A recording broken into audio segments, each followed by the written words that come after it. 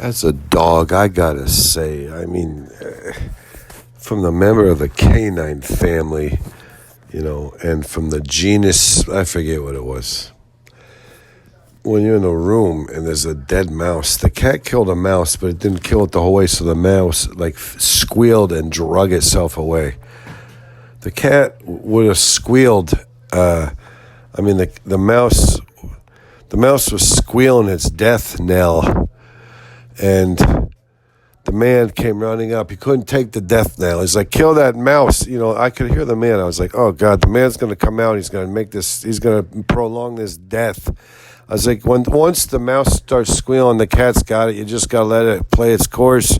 You just got to ride out the squeal, the death knell squeal. No one wants to hear the death knell squeal. No one. It's death. You're death. You're throwing it in your face. You're like, hey, it woke me up. Why? I heard a commotion.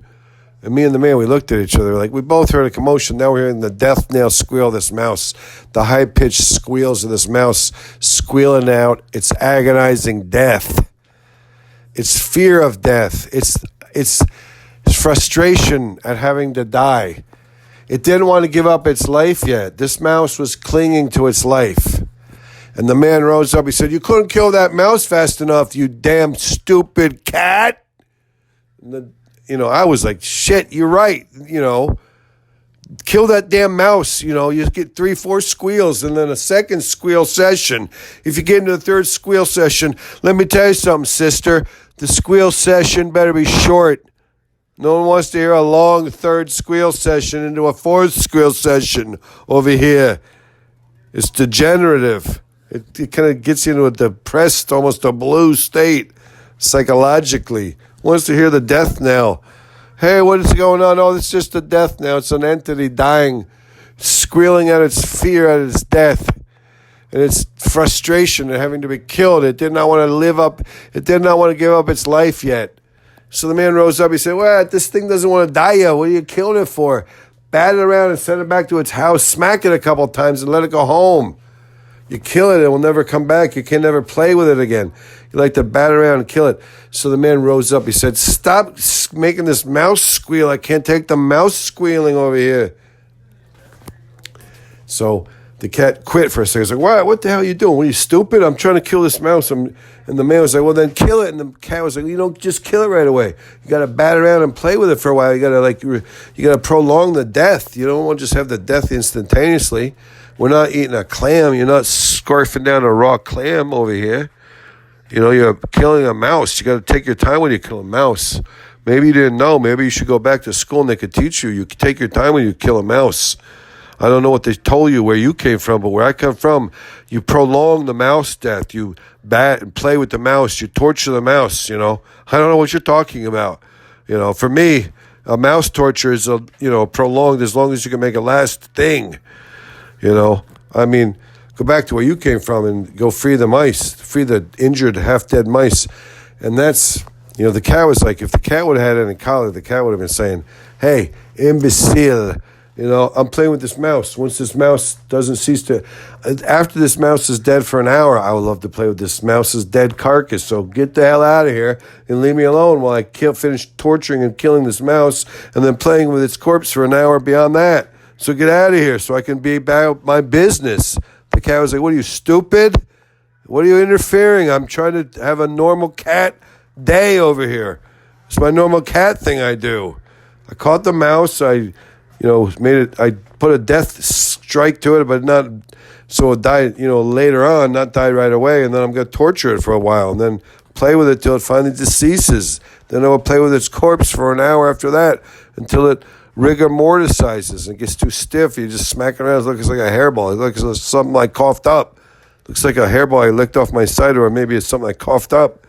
So I'm not, so 1 hour from now, yeah. 1 hour after this mouse dies, fine and dandy, okay? So maybe you could back off until then. And I was like, jeez, the cat.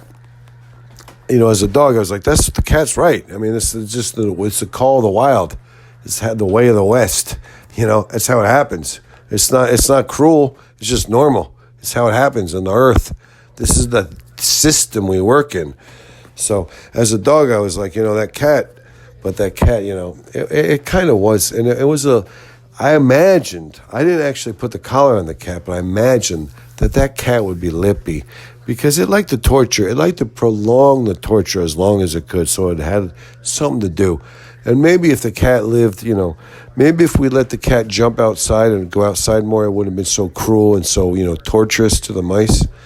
But also, we all thought, myself as a dog, mice are vermin. You don't want the mice running everywhere, hither and yon. Do not want a bunch of mice.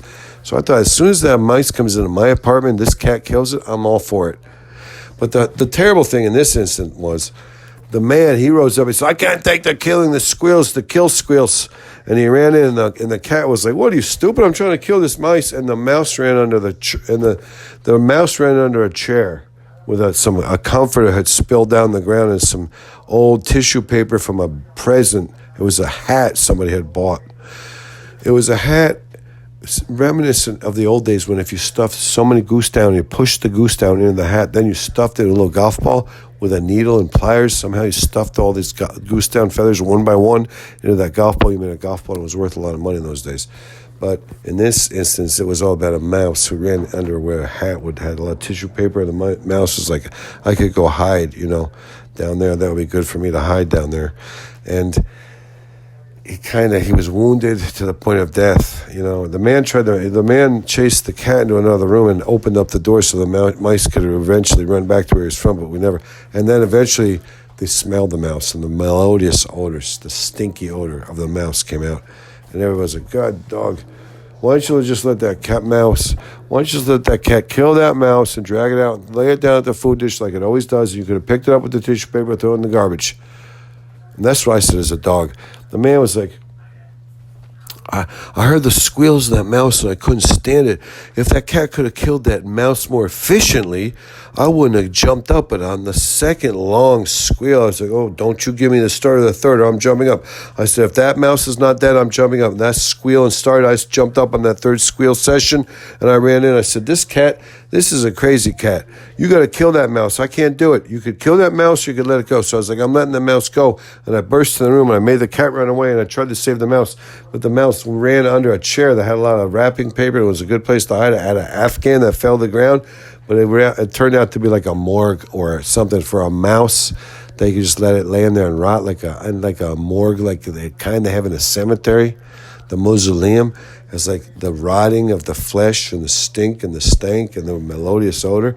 And everybody was like, you should have let that damn cat chew that mouse and got it and hurt it or wound it, kill it, torture it, or whatever had to happen. So it died out there by the food dishes where the cats normally leave the mice and then you interfere with the process. That mouse died underneath there, and that mouse probably died a long, languished, horrifying death. It was like, oh my God, I wish that cat would have snapped my neck so I could have died already. This is horrifying. This is my death amplified over and over. This is my death amplified over and over. And the mouse couldn't even pronounce it. He was so parched, he'd get dehydrated. That's what actually killed the mouse. His organs shut down one by one because he got dehydrated.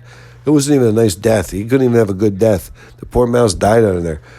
And, as a man, he was like, oh, my God, I can't believe it. Once he had the smell, he's like, oh, my God, I deserve this poor mouse. I should have never done that to that mouse. As a dog, I was like, God, dog, I can't remember. I can't even tell her. Why do I even have to tell this story? This is absurd. If you got me telling a story about, like, this kind of shit, we're all in trouble.